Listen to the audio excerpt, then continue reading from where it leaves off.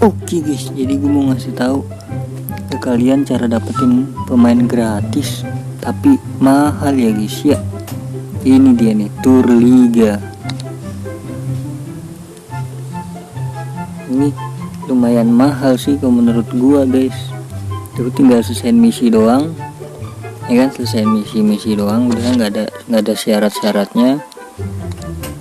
Ini dia hadiah kita. Ini dia Buendia. Kita lihat harganya ya kan. Harganya adalah 141 juta. Kita bisa nuker ini 240. Kita tuker aja ya guys ya. Kita sambut Buendia. Anjay, 141 juta ya guys ya, dengan cara gratis ya guys ya. Jadi gue udah punya Messi. Menurut kalian nih dijual atau dipakai nih guys? Kalau ini 100, harganya berapa ini?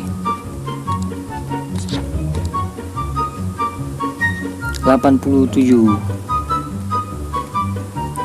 Jadi menurut kalian dipakai atau dibuang atau dijual?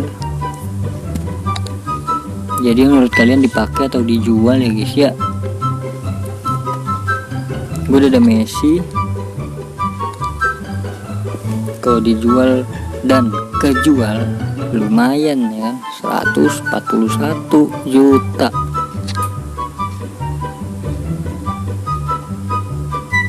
Bede, 141 juta bro. Salah, turun sih dia.